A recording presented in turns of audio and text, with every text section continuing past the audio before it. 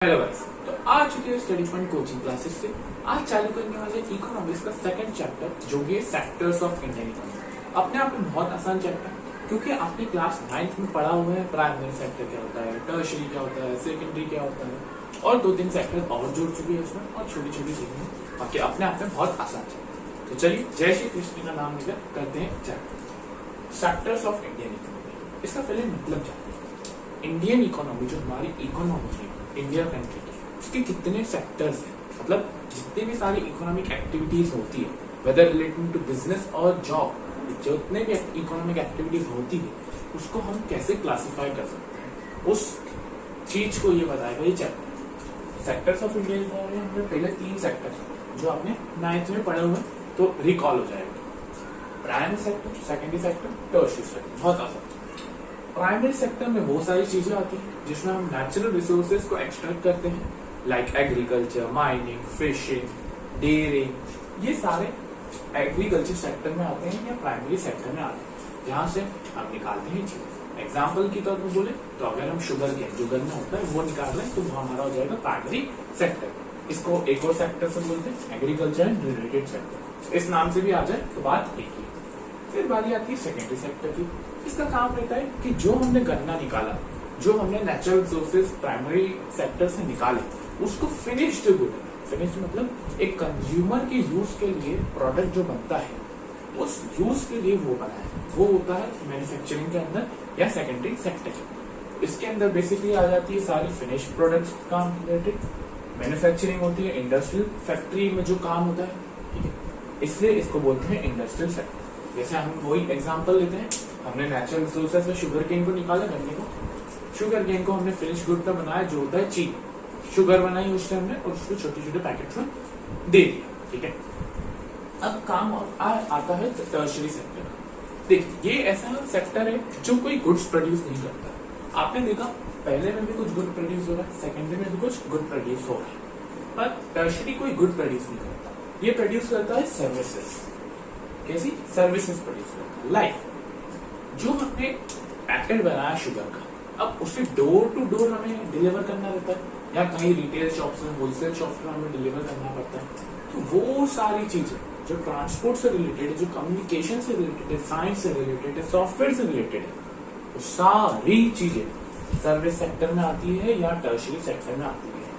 तो communication, transport, इसको इसलिए बोला जाता है सर्विस सेक्टर। तो पहले वाले सेक्टर में हमने गन्ने को निकाला जिसे हम एग्रीकल्चर एंड रिलेटेड सेक्टर बोलते हैं। दूसरे सेक्टर में गन्ने को हमने एक फिनिश प्रोडक्ट में बनाया जिसे हम इंडस्ट्रियल सेक्टर बोलते हैं, और फिर वो फिनिश प्रोडक्ट को हमने डोर टू डोर ट्रांसपोर्ट कर रहा है जिसे हम सर्विस सेक्टर बोलते हैं, ठीक है। अब आगे देखते हैं कि इन तीनों सेक्टर के अपने अपने महत्व है। आपको बहुत बखूबी पता होगा कि हमारी जो कंट्री इंडिया है वो एग्रीरियन सोसाइटी है। एग्रीरियन सोसाइटी का मतलब भी होता है बच्चों कि जो मेनली एग्रीकल्चर में बिलीव करती है या एग्रीकल्चर से उसका मेन इनकम आती है। जो इंडिपेंडेंस से हमारी कंट्री है वो एग्रीरियन सोसाइटी है। हम देखते हैं कि इन तीनों सेक्टर को कंपेयर किए कैसे करते हैं, कौन सा सेक्टर ज्यादा अच्छा है, कौन सा सेक्टर वर्स्ट है, ठीक है। अब वो देखते हैं। चलिए, तो अब हमने पढ़ लिया प्राइमरी, सेकेंडरी और टर्शियरी। अब देखते हैं कि इन्हें कंपेयर किस बेसिस पे किया जाता है, किस एक जड़ पे किया जाता है कि इन तीनों के बीच में कंपैरिजन मुमकिन होगा।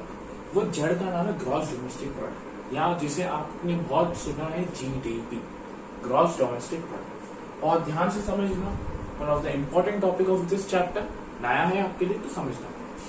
देखो बच्चों, आज हमारी कंट्री में बहुत सारे गुड्स प्रोड्यूस होते हैं, प्राइमरी सेक्टर के लेवल पे, सेकेंडरी सेक्टर के लेवल पे बहुत सारे गुड्स प्रोड्यूस होते हैं। उन सब गुड्स की गिनती को कहते हैं GDP। The value of all final goods and services, ये वर्ड पे ध्यान देना, final goods and services produced in an economy, मतलब जितने भी फाइनल गुड्स या सर्विसेज प्रोड्यूस हुए एक इकोनॉमी में, उन गुड्स को हम बोलते हैं GDP। क्या बोलते हैं बच्चों? GDP। अब ये टर्म बहुत इंपॉर्टेंट है, फाइनल गुड्स एंड सर्विसेज। वैसे तो ये टॉपिक आपको क्लास 12 में बहुत अच्छे से पढ़ाया जाता है, और समझ लेंगे तो बहुत अच्छा। फाइनल का मतलब होता है अंतिम, लास्ट।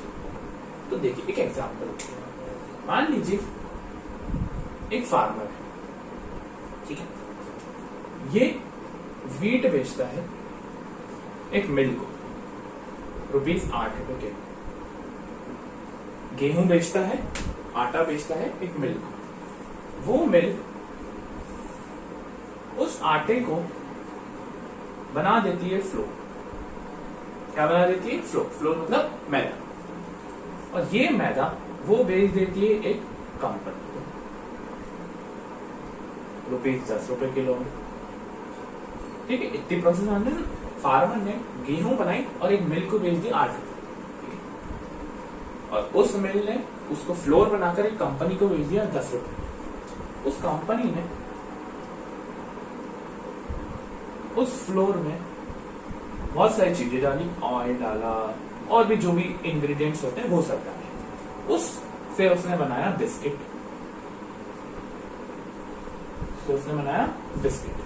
हर बिस्किट के पैकेट को उसने बेच दिया ₹15 प्रति। ठीक है, हर पैकेट को ₹15 में बेच दिया। तो ये 3 कंडीशन है।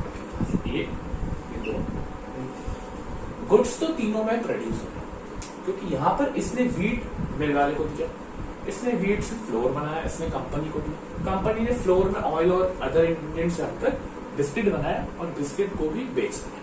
तो गुड्स तो तीनों सेक्टर्स में प्रोड्यूस हो रहा है। ये तो आपने देखा, यहाँ पर वीट प्रोड्यूस हो रहा है, यहाँ फ्लोर हो रहा है और यहाँ बिस्किट हो रहा है।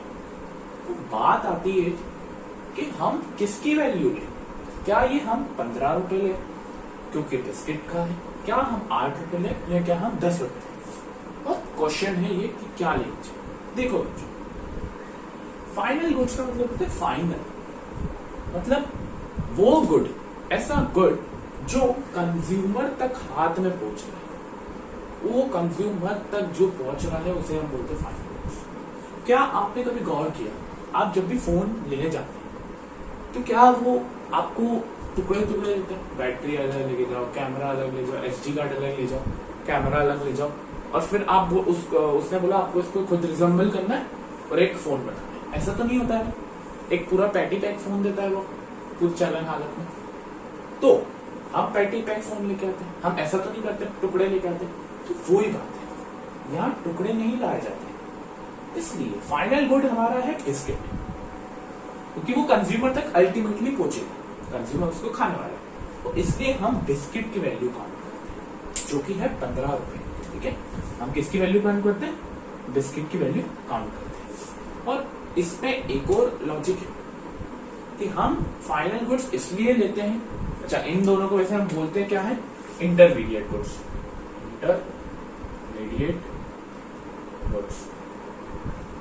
इंटरमीडिएट का मतलब होता है जो अभी बीच में है, जो अभी पूरी तरह से प्रोड्यूस नहीं हुआ। इंटरमीडिएट गुड्स और फाइनल गुड्स। और हम फाइनल गुड्स की वैल्यू इसलिए लेते हैं क्योंकि इस ₹15 में कहीं ना कहीं फ्लोर की वैल्यू काउंट हो गई, इस ₹15 में कहीं ना कहीं वीट की वैल्यू भी काउंट हो गई। आप देखिए वो ₹8 फिर ₹10, इसलिए हम बिस्किट की वैल्यू काउंट करते हैं। ये आ सकता है कि why only final goods not intermediate goods in counting of GDP। इसलिए ये क्वेश्चन अच्छा है, आपको एग्जाम्पल से समझाना पड़ेगा। फाइनल गुड्स एंड सर्विसेज, ठीक है। और ये जो GDP का काम है वो हमारी लेती है सेंट्रल गवर्नमेंट मिनिस्ट्री। ठीक है, चलिए अब इस वीडियो के लिए इतना ही। अब आपको मिलेंगे नेक्स्ट वीडियो में, जिसमें हम डिस्कस करने वाले कि टर्शियरी सेक्टर ने इतना गेन क्यों किया, जॉब्स कैसे क्रिएट की जा सकती हैं, और भी बहुत सारी चीज जैसे GDP, प्राइमरी कितनी है, सेकेंडरी कितनी है, जॉब्स कितनी है, ये सब पढ़ेंगे। तब तक के लिए thank you for watching this video.